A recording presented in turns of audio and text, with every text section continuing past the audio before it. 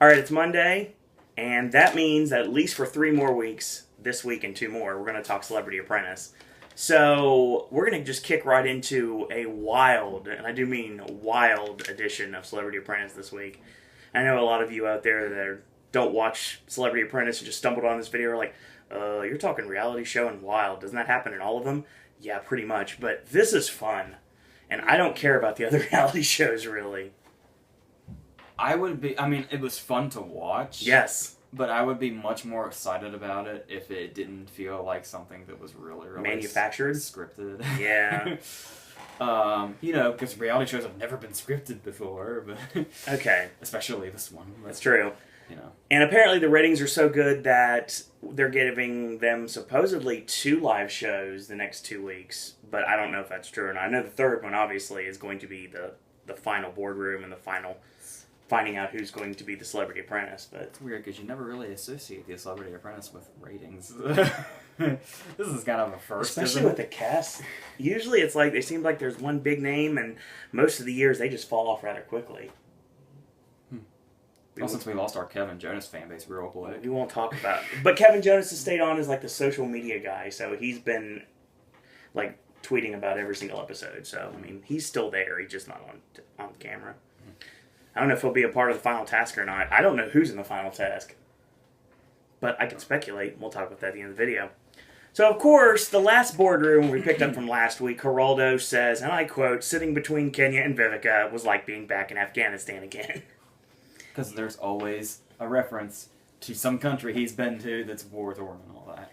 Yeah. Because he would not be Geraldo if he did not make that reference every single time. Exactly. Kenya realizes even if her team wins, or even if they lose, she's got to be a winner. So she has something up her sleeve. Oh God, what's that going to be? Let's go to our actual task, and it involves King's Hawaiian, which I've honestly never heard of. I guess there's some sort of like bread? Rolls? It sounds familiar. When I saw it, yeah. Obviously, I eat like this, so I don't know anything about bread. Not anything about, I don't like carbs, I just don't like bread. So they're doing like a campaign where they can create like a photobomb, so that makes sense. So this time, Johnny Damon becomes the PM, and he's going to take on Kenya. So anybody facing Kenya right now is a daunting task, because she's out for blood. Well, So Ian comes up with a really, really horrible, horrible line. "King's Hawaiian, your lava slice." Oh my God. He pulled a Geraldo. He just kept going with it, hoping people were just gonna take it. And Brandy very matter-of-factly says he's still stuck in the 80s. I actually went back. Since I never watched the show, I was curious to what he looked like and if he's changed or not. So I went back and I watched on YouTube the intro to 90210. Oh my God, really? Oh my God, he was so 80s looking. I He looks like Willie Ames. That's a Charles that's not in charge. Here's the thing. So, Ian wants his helicopter, and because he's a magic man, he can make a helicopter appear out of nowhere. A lot of credit to him to be able to just pull that out of Yeah, exactly.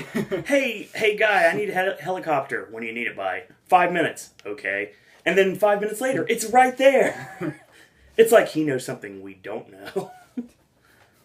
So, Kenya wants to start fresh, and of course Vivica just buys that, like, not at all, of course.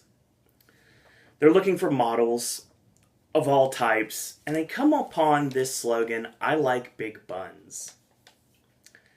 I was waiting for the "and I cannot lie," but it never came. Oh, here was the thing.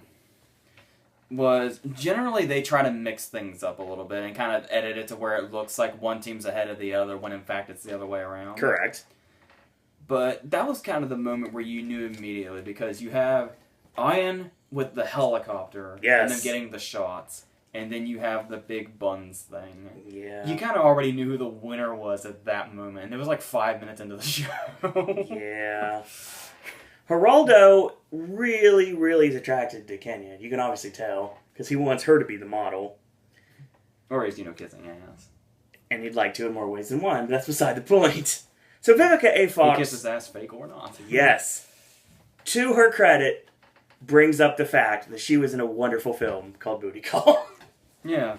That made me happy when she actually brought that up. I'm surprised she didn't go as far as to name drop Jamie Foxx. Hey, Jamie Foxx, and that guy was in A Living Color. I know his name, but most people don't. Just realized that Vernita Green and Django did in fact do a movie together. Indeed. They could make a high body count if they work together. That's true. So, the idea comes out they're going to create a child, a baby, reaching for the buns. So we're having a little child reaching for a woman's behind. That's going to go over well. Well, good for Geraldo for calling that shit out. That's exactly what I have here. But they went with it anyway. I love how quick he was. We're jumping ahead here, but yeah. I'm glad how quick he was to defend himself in the boardroom, too. Like, by the way, I said no to that shit. Covering all bases. Good job, Geraldo. Kenya wants to end models. Obviously, calls out Vivica. She's not exactly what she wants a model to be, apparently. And then says that her and Geraldo could do the task by themselves and don't even need Vivica here. So there was basically just 2-on-1. So, well, that worked out. So... Well, she thought she was being all clever and shit with the whole, I can go into the boardroom and say that Vivica didn't do anything. Yeah. Ian, on the other side, still doesn't have a good idea. You think she'd never seen the show before or something? Yeah, no lie. That screams fucking Aubrey shit. I'm sure you'll see a little bit of my and your least favorite person on next week's episode when they do like the highlights of what's happened in the previous season. I know the Meatloaf line's in there that I love so much with the art supplies. Can't wait to talk about that next week. Because we will. Kenya says, go big or go home. Alright. At this point, Vivica's phone ends up missing. And, like you said, it feels very manufactured. Like they were manufacturing drama. Well, the thing... Well, her phone went missing and all that, but I wasn't expecting for, like, this to be a whole story to Phone date, 2015. So, Vivica says, oh, my phone's missing. I thought that was just kind of to be like, oh, no, Vivica's going to be distraught. The end. Yeah, exactly. But, okay. So Ian breaks out the hashtag checkmate, bitches. I thought that needed said. Oh, God. But you know what? When it comes down to it, Kenya realizes that she has some tricks up her sleeve. We're about to find out what those are. So the helicopter pictures turn out really well. We go through New York. Everything works really well. Obviously, it's not something as risque as the other team. No Trump Tower. So Trump's like, well, you're fired. And of course, it was another one of haha lines from the day. I'm just kidding, but live in fear I am. Your time may soon be up. Who knows? Only he does. You cockroach to foreshadow. Yeah, no lie. So Kenya says Geraldo was the strongest player. Vivica didn't feel the best. So she basically throws her under the same way that Vivica threw Sean under the bus. Exact same way, except that wasn't brought up. And then fun became... Kenya was like, there's a team effort when she put under her teammate, which makes perfect sense to me. Well, the photobombs worked on Johnny's side. The helicopter worked on Johnny's side. The hashtags didn't even really mention King's Hawaiian, which brand integration is something that is kind of important here. Kenya's had great viral marketing, but as I wrote in this line, asses missed the mark. Babies love buns. Very oft-putting. Gee, shock surprise. Johnny wins. I was so glad that did them in, too, because she was so proud of it, even though Geraldo was rightfully saying, don't do that. Yeah. Geraldo was the only one with sense right there, honestly. Like, he was setting himself up for glory later on in the show. Vivica blames the project manager because the idea was Kenya's, and that's obviously a mistake. And there's this drinking game you can play. Obviously, I'm straight edge. AJ doesn't drink either, to my acknowledgement. I do socially if it happens. I don't at all. I have. Where are you even going with this? There's a drinking game you can play watching Celebrity Apprentice this season. Every time that someone mentions the wording throwing someone under the bus in one form or another, take a drink. Because it happens a lot. A lot. And I am throwing out the Arsenio Hall line about Wheelhouse. Anytime the word Wheelhouse is right. I thought Arsenio said it too. I think Dee did it first. Well, I remember Arsenio doing it, but yeah, Wheelhouse is used a lot in Apprentice, so try that drinking game as well. It may not get you as messed up, but the throw under the bus game will, for sure. I had to bring that up there. This is the 5th win in a row for the team, so obviously other teams kind of in dire straits here.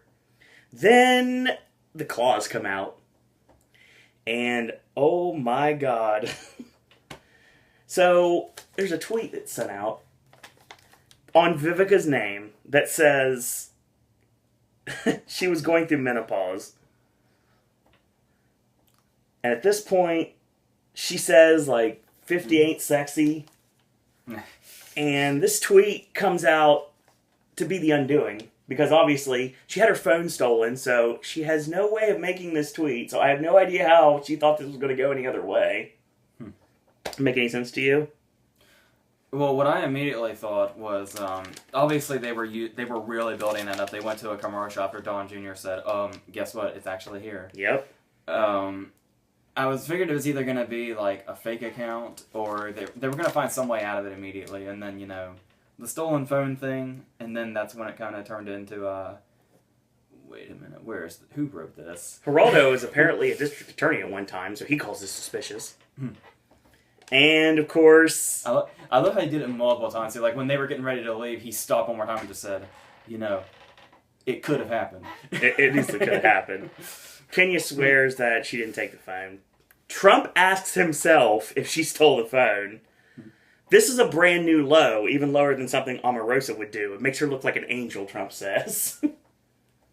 What's important is her performance. So Kenya's trying to basically defend crawling her way out from under the bus at this point. And yeah, that doesn't really work very well. She's playing the blame game, and finally, ding dong, the witch is dead. Kenya Moore is fired. And Vivica at this point, I love this. Kenya puts the Trumps over, her final last minute of ass kissing. And then after this, she goes to Vivica and tries to wish her good luck for the rest of the task. She says, I don't care, bounce. And then furthermore says to Geraldo, she stole my phone and it says bye trick. Yeah, that was fun. She was called a dirty ass bitch and a toxic tramp. Toxic got thrown around a lot. Yes. All right, so finally Kenya's gone. Your thought on that real quick? Bliss. Yes, extreme.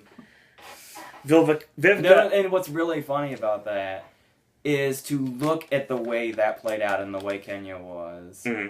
And the fact that, the last episode she sang that song that was just about how fabulous she is. And this goes back to the story I told about Lupita Nyong'o and how Lupita Nyong'o refused to take a picture with her, and Kenya tweeted, well, I'm not going to be like that. I'm always going to be humble.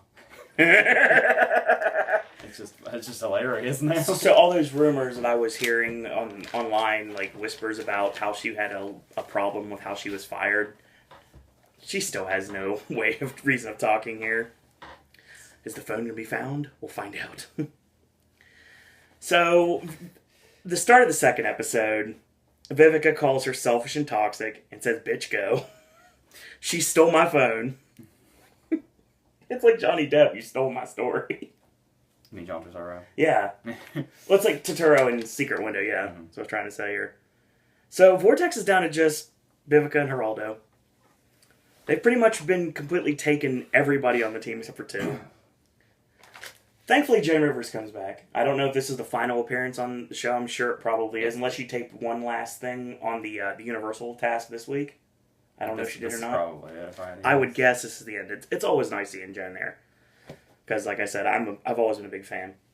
They're at the BB King Blues Club, and they're now going to go into Bud Light. Bud Light Ritas. Something I actually have no knowledge of. Anheuser-Busch brand, which I do, because my dad used to work for him back in the day. They're going to come up with a jingle. Immediately, this is fun because there's no singers in these groups. So, there's not going to be an overwhelming guarantee some team's going to win. Why don't I go ahead and bring up now... I'm going to take back some things I said about Brandy. Please do. Oh, we get to talk about Brandy in a bit, don't worry. Well, obviously she was the project manager. Mm-hmm. And she should, much like Kate, she finally grew on me at the very last minute. Yeah. And she was taken to the task here. And for the whole season, I've really liked Ian. Yeah. I think was a really great player. And was really great at pulling out resources. Yeah, exactly. And was really great about, bringing his ideas to life. He's a really great player. He'll be very helpful in the final task if he's a part of it. But pretty much every complaint that Brandy had about him in this task, justification. There's no defending him. Nope. And he really needed that takedown that she finally had to give to him. So, yeah. And we'll get it once we get to the boardroom. We'll talk about just how bad his idea was that he was so certain needed to happen, or they were going to fail. Okay, so Geraldo is asked who he wants on the team, and he says Lisa. Well, he actually gets what he wants. Lisa finally joins Vortex. So it's Brandy versus Lisa. A battle that we've wanted to see for a while. For no reason, it just seems like it's going to be fun, because they seem to be friends. And they play them off like they're friends, so it might be fun to see how they actually do battle. So, for the jingle, Geraldo, of course, wants the Latin flavor, knowing that he can't dance and has no rhythm at all. That's great for someone from being from Puerto Rico to have no dancing ability and no rhythm whatsoever. But he comes up with a really brilliant line, which is nice over ice. That's it. That's much better than Neat Sweet. Neat Sweet, yeah. He's come a long way since Neat Sweet. But nice over ice actually gets over. And it's the only thing that he says in his rambling that actually goes anywhere. And it's actually something that they go with. I still believe Kevin Jonas hears Geraldo saying Neat Sweet in his nightmares. You told me that story off camera and it was hilarious. Yeah, that got out of control. That was great. It basically ended with Kevin Jonas in an asylum writing Neat Sweet on the wall in his own blood like the Marquis de Sade.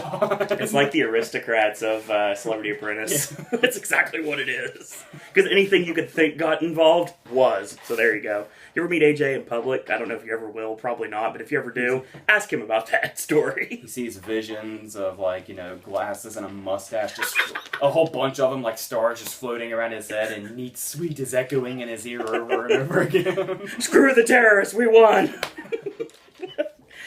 Okay, so Johnny is trying to come up with a jingle, and his singing is apparently throwing Ian off his game, so he pretty much has to leave the room, like a diva, for whatever reason.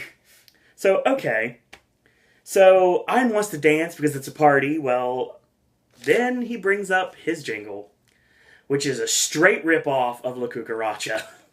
This is brought up immediately. No one calls him out by name on it until later on, but that's exactly what it is. By the way, can I just say something real quick here? Go ahead. Johnny Damon is AC Slater. I can imagine him calling Ian preppy, too. AC Slater with Wolverine sideburns. Yeah. There we go. He can swing a baseball bat, too. From what I've heard, I don't watch sports. Get on that, Mario Lopez. Screw you, Jack. So Johnny starts singing for the execs, and Ian decides to jump over him and start singing La Cucaracha again. And the execs are thinking, I don't know what this guy's trying to do, but maybe this will lead to him getting fired, so keep on going. You could just see the humiliation on Brandy's face. Oh, yeah, exactly. So Ian interrupts the actual background singers that are trying to come up with the jingle. Yeah, that's a great idea. As somebody who's been supporting Ian this season, this was hard to watch. Yeah, I know. I was a big Ian supporter here, and until this, I was kind of thinking, dude, he's Final Four for sure. No. So this pretty much does him in, and this is the start of doing him in right here. So Ian's La Cucaracha ripoff is basically a backup, is what Brandy sees it, but Brandy's basically saying it's a backup to make him understand the fact that it's definitely not getting picked. Just shut him up. Yeah, just exactly to shut up. He wants Ian to shut up. So Vivica and Lisa come up with this really like sweet jingle, like go go go La Marita, and it actually is still stuck in my head. And it works. And of course, Geraldo, he throws in his one thing, nice over ice. And that's all that he's got here. But they liked it. But they love it. And it's awesome. So they're lip syncing, and Geraldo wants to sing. And we find out another thing Geraldo Rivera can't do, and that's rap. So Johnny's jingle basically makes Ian pout. Geraldo rapping is why a lot of people do not watch this show. Because shit like that happens on it. Can we have him dressed like Mr. Moneybags back at Central Park rapping like that? That'd be hilarious. Okay, so... Alright, so Ian is like, oh, this jingle's all rushed and everything. It's like, this is great. My version is awesome. It's superior. And of course we get a Vortex team. Their jingle just rocks. Because it sounds great with the background music and the singers and everything. And yeah, Infinity's not really doing very well. There's maybe a couple of times in Apprentice history where I've seen them actually say there were no critiques. Oh. Yeah, we'll get to that in a minute. Ian immediately thinks that they have lost. And Johnny can't remember the jingle off the top of his head. That bodes well. Didn't matter in the long run, but still. So It just made them both look terrible. yeah. That kind of explains what happened. So Nice Over Ice actually made sense for the executives. But it's not catchy, and it's not new. Using Senorita in the La Cucaracha ripoff, it's not going to really work for the guys. Yeah, they really... In task, people really need to focus on gender diversity, apparently, because that's always a critique. Yeah. No negatives for the team. Without a doubt. Lisa finally gives Infinity their first win in 6 tasks. And Geraldo brilliantly defends himself with the sports analogy. Yeah. That may be enough to propel him into the top 2. You know, after seeing that and other things, I pretty much agree with you now, 100%. Let's just say I had some falsified information. So, Brandy says that she goes a little John route, and she says she should be fired. But no, don't fire Johnny Damon. Okay, so Johnny's the only one that shouldn't be fired, but Johnny's jingle was the one that they didn't really like very much. Even though I know La Cucaracha wouldn't have worked, because Trump calls him out immediately on it. I love how legitimately pissed he was. Oh my god, I know! Because Ian's saying, my jingle was awesome, my jingle was great, my jingle would have made us win.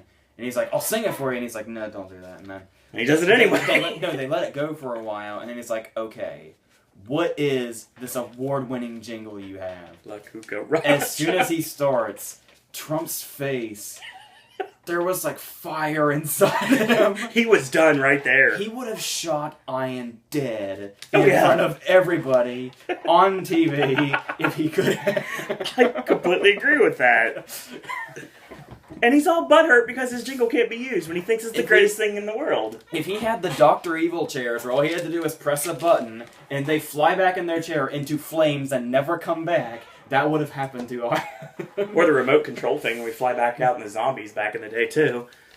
But, yeah, to surprise from almost everyone except for people paying attention to this episode, Ian Ziering is fired. Well, the Cucaracha thing really pissed him off. Trump was so mad.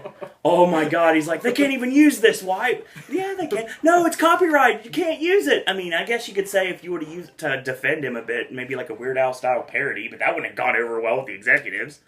I'm sure they had to write to the people that hold the rights to La Cucaracha, hey, we're going to take your song and rip it off for this this beer commercial.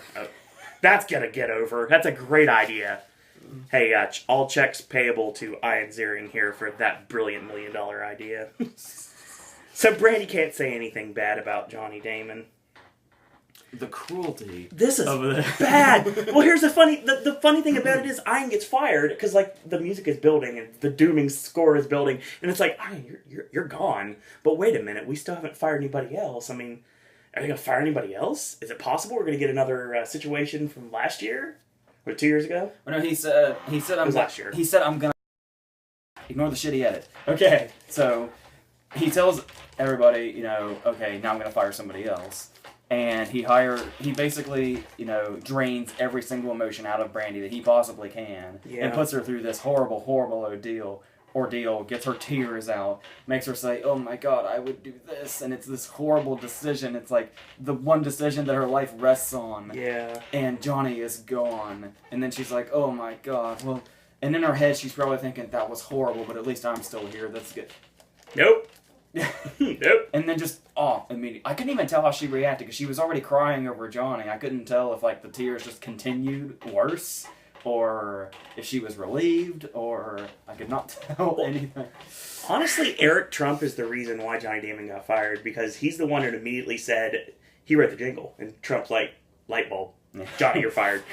And Brandy, to her credit, has developed this friendship that we didn't even see with Johnny Damon, and she wants to stick by him through thick and thin, and apparently live by the sword, die by the sword. They're both going down, so. The baseball bat. Yeah, exactly. Sort of Damocles fell. So there you go. So that was wild. Got rid of everyone except for 3. There are 3 left standing. That was like...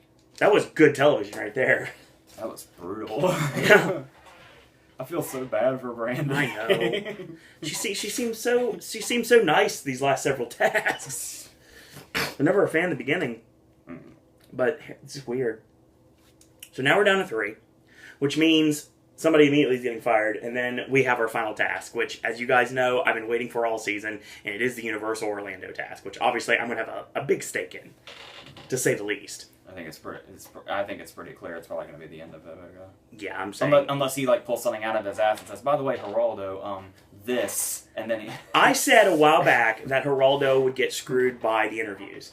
I'm not exactly sure there's going to be interviews this time around. I think that just they're just going to bring back the team into the boardroom right at the start of the show. Oh, they're already there. They're already in there. Oh, that's right. They are bringing them back into the start of the show, and it's kind of like, okay, fine, I'm going to fire one more. Hey, everyone else going to Orlando. So... I'm curious to see who ends up on teams, if that does end up happening. Oh yeah, they'll do the school playground. Yeah, it's like, I pick you, I pick you, I pick you. And it's like, and I know Ian's a part of this because I've seen pictures of Ian looking very disinterested. So I knew he was a part of this from day one. I just didn't know exactly how much of a part of it would be. He could be, if he wasn't so close-minded about his own ideas, he could have been the next Mark McGrath. Oh yeah, exactly. But I don't think he's as much of a team player as Mark McGrath is. Mark McGrath was such a great player. No. John Rich won because of his ideas. Exactly. Way to go, Ethan Hawke. Yeah, no lie. Okay, so we're done here. So that's it. So 2 more episodes of Celebrity Apprentice coming. If you want to check out the show today, it's going to be on NBC, 8 o'clock Eastern Standard Time. I'm not aware if it's going to be... Nice plug. Sorry. It's the only time I'm going to plug NBC. Nothing... Yeah, the code and stuff. Obviously, you guys know how I feel about that. But still, the thing about it is, check it out, and we'll see what's going to happen. I know there's going to be some sort of a clip show that's going to be showing, like, stuff from the past. Should be fun to watch that again. We'll probably touch on that a bit. But basically, we're leading towards the live show. The last week, the day after the Oscars, actually, is going to be the final episode of Celebrity Apprentice for this season. And there is hope for all you Celebrity Apprentice fans out there that there's going to be another season, if not 3 more. So let's hope that happens. Because at the end of the video, when we actually crown the new apprentice, I'm actually going to go with AJ and discuss people we'd like to see on the show. So Pendulette's obviously one of my dream choices, and it happened twice. I got screwed twice, but that's beside the point. So the thing about it is we're going to do that at the end of that video. So thank you guys and girls up there for watching our Celebrity Apprentice recap. Continue to watch the great programming here on Pop, and continue to watch because our Oscar prediction video is finally coming very soon. So check that out. The regular segments like the Vlog of Randomness and Sip and Snack, and the regular wrestling segments, the regular Ashley segments, and the regular AJ's movie reviews and verses. So that being said, thank you guys and girls up there for watching, and until tomorrow, boys and girls, that's all we got to say about that.